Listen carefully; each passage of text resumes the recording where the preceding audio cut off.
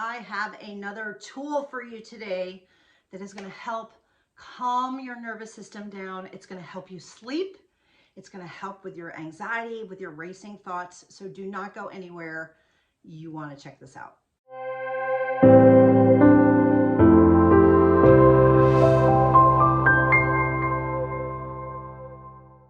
Welcome to my bedroom. Something happened today. I was working out for myself. Sometimes I do it here in my bedroom.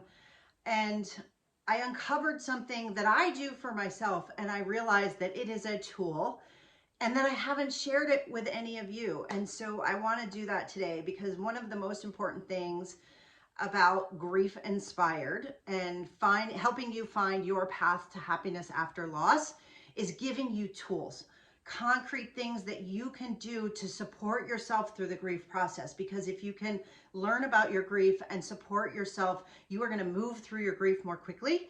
It's going to be less painful while you're going through it. And it's a way you can really support yourself. And that's what I want to do, is I want to help. I can't take your grief away. I can be with you in it, and then I can give you tools to support you along the way. And that's what I do here. So this tool is designed to calm your nervous system. I have been an anxious person my entire life. On my YouTube channel previously, I had a woman come on. Her name is Ashley Armstrong. She runs a business called Fit 15 Training, and she builds strong humans. I like feeling strong. Grief made me feel weak. And so one of the things that I've really taken a liking to is sort of the fitness side of what she does, and feeling strong and being able to say, I can do 100 burpees. But that's not what this is about. Today, this is about a new program that she launched that's called Slow and Stretchy. And so it's really just focusing on stretching and making your body feel better. And I'm totally all about that right now. So these are the things that I come to help me calm down. And so this particular tool is a tool to calm your nervous system. So it's sending signals to your nervous system to calm down. Breathing techniques will do the same things, but sometimes people have a hard time like thinking about their breathing.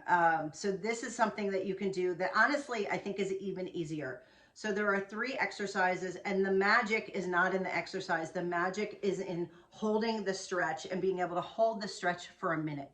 If you stay in any stretch for a minute, you're going to have to breathe because it starts to get harder. So it forces you to do breathing, and it sends a direct signal to your parasympathetic nervous system to calm down. So this is something that I would say use before you go to bed. I have so many people who say, I just can't sleep. I'm not getting sleep. And then the rest of your life is screwed up because you can't sleep, right? And you're already, having troubles with thoughts and getting the things done that you need to do. So sleep is super important. So this is something that's going to help with that. If you're having a particularly hard day, this is a tool that you can go to. You can do it anytime, anywhere, literally. All you need is a wall. And so that's why we're here in my bedroom. This is seriously like the best wall I have for this. I do have my mirror here. I just don't let it stop me. But what we're going to do is 3 different exercises, and you hold them for a minute. I am not going to hold them for a minute and make you wait. But what I do want you to do is get up from wherever you are and find a wall and try these out and see if it works for you. So here's the first one. So the first one is, you've all heard of a child's pose, I hope. So this is a child's pose against the wall. And so in order to do that, you just put your hands on the wall and you literally lean forward and push your booty back. And you stay in this position for at least a minute. But what happens is it gets harder to hold it. And that's where the magic happens. It's going to force you to breathe. It's going to force you to slow down. That's really going to help. So that's the first one. The second one is basically a stretch for the front of your shoulder. So you stretch here. Put your hand against any wall. You stretch. My feet are facing toward you. And then you can use this hand to push against the wall. And again, you push this way and you hold it for a minute. And when you're doing this, you think about the person that you're missing and you breathe.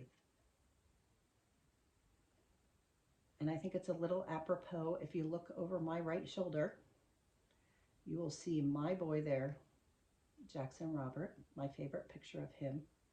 And next to that is the little tiny urn that no one knows is actually an urn that holds his remains.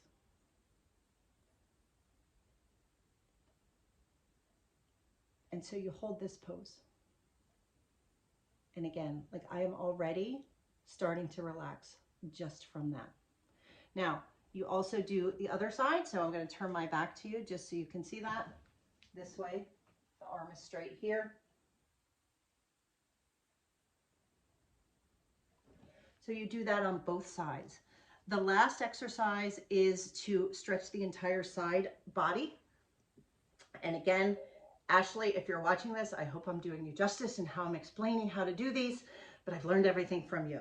So you stand close against the wall. You can put your arm down against the wall if that helps.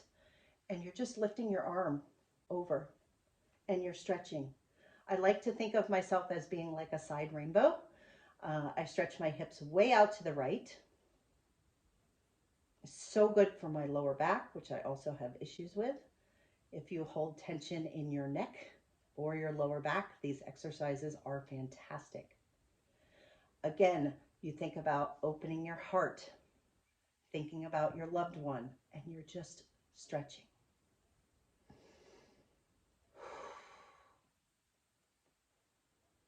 And you stay there for a minute. And then you do the same thing on the other side.